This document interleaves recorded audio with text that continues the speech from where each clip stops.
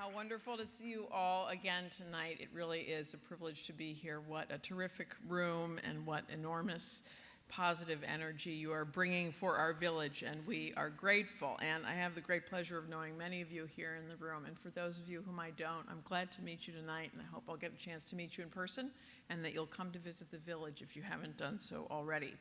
I want to go back and thank again Casey and Joe Crowley.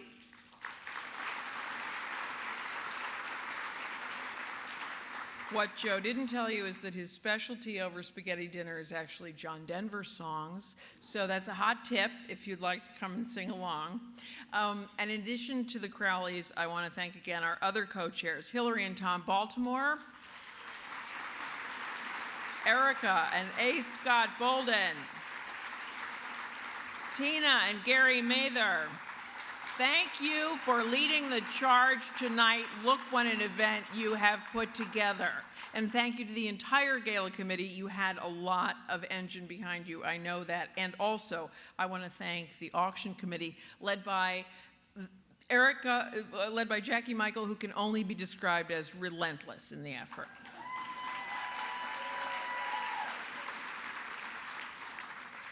And I would be remiss if I didn't take a moment also to thank the staff of N Street Village. Many of them are here tonight. They are volunteering. They are amongst you, and they are the people that bring the mission of N Street Village to life every single day.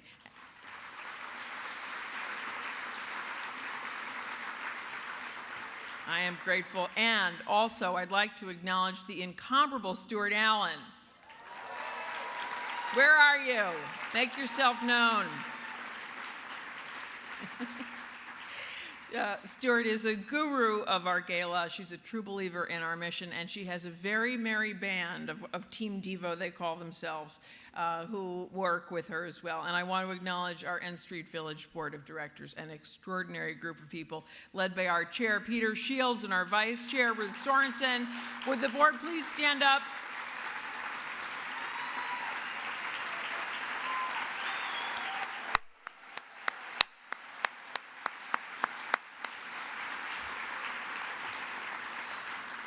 You are a thoughtful and ambitious group of leaders, and I am honored to work with you. So, why are you here tonight? Why are we all here together tonight? Certainly one way to answer that question is by the numbers.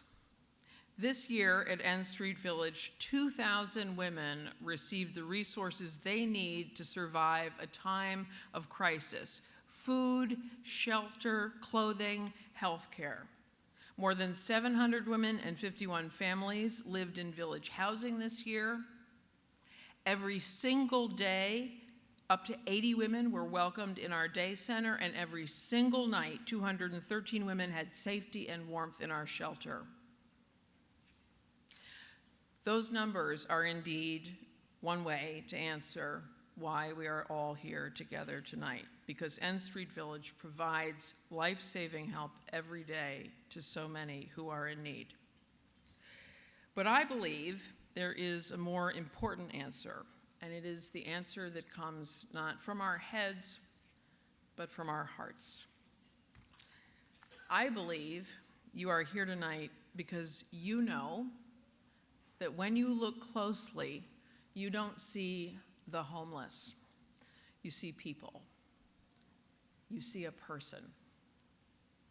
Look inside our number of 2,000 at N Street Village, and you will find a colorful tapestry of women, each with her own unique story, each with her own gifts and strengths in addition to her needs.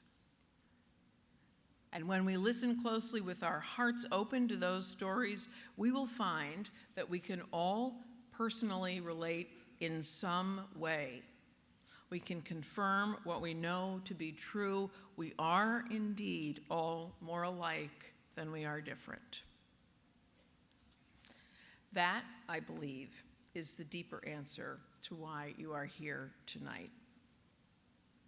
And to honor your presence here, I want to offer you the stories of 3 women whose lives you touched and to whom we said goodbye this year. I met Alberta in 2006. She was 45 years old and was coming back to N Street Village after a relapse into addiction left her stranded, separated from her family, alone, and in trouble. At that time, she was angry at the world, at herself, at all of us, it seemed. She wore a permanent scowl that said, "Stay away." But that was a long time ago. In the 12 years since then, Alberta put all of her effort into her recovery and her healing. Alberta got sober, Alberta got a job, Alberta got housing, and most precious of all to her, she reconnected with her children. Alberta reclaimed the life she wanted. And in that transformation, Alberta lost the scowl, and she became someone you couldn't stay away from. She was magnetic. She had a roaring laugh that could scale 2 flights of stairs, and so you knew she was near, and she filled the space with joyfulness. Out of her gratitude and her generosity, Alberta spent a lot of time giving back to N Street Village.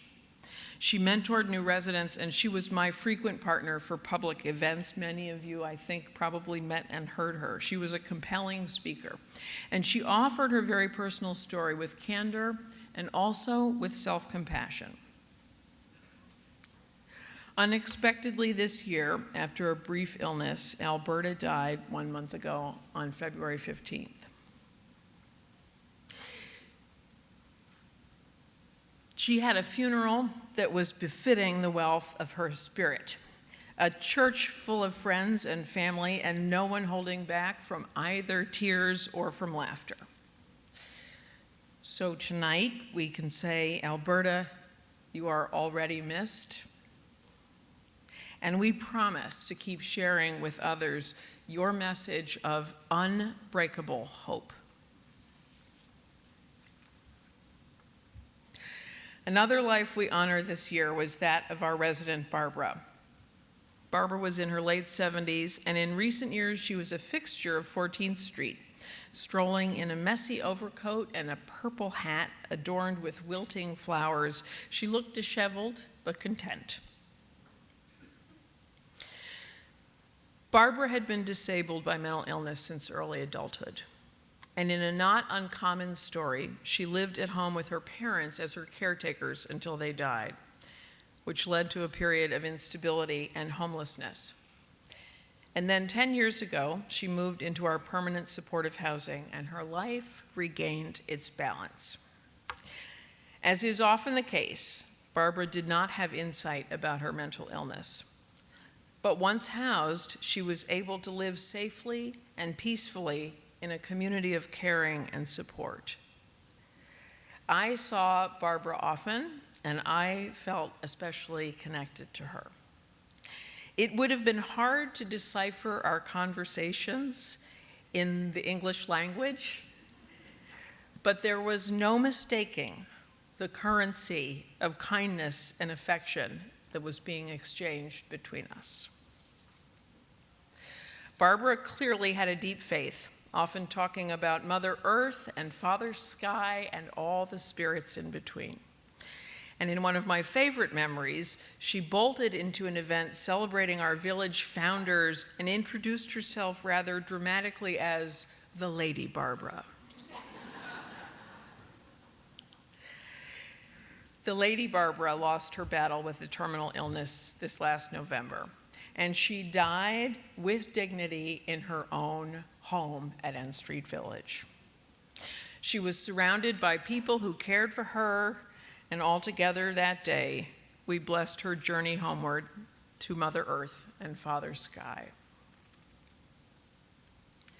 And lastly, I want to tell you about Ms. Linda, whom I only met once this past August, just a month before her death. I was visiting our Pat Handy shelter and went with our program director, Kenyatta, to greet the women in medical respite.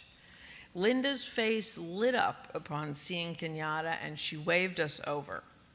She had just been discharged from a hospital after being told there was no more that could be done for the cancer that had ravaged her body.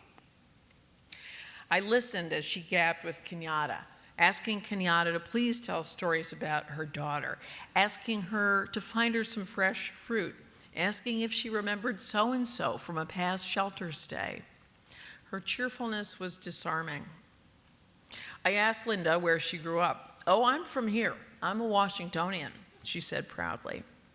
"I was an orphan. I grew up in Children's Village." We talked for a while more, and then before leaving, I asked Linda one last question. "So, what is your support system now?"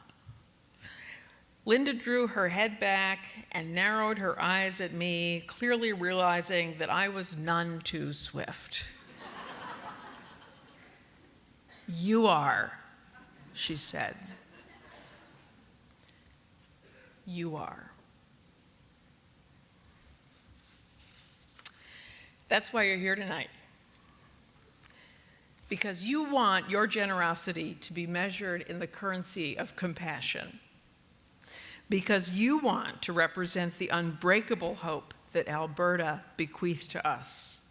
Because you know that we are knit together in our common humanity and all more alike than we are different. And because at least one new woman will be at our front door tomorrow, and again the day after that, we will stay here together in this mission. We will stay here together until every woman makes it all the way home. Thank you.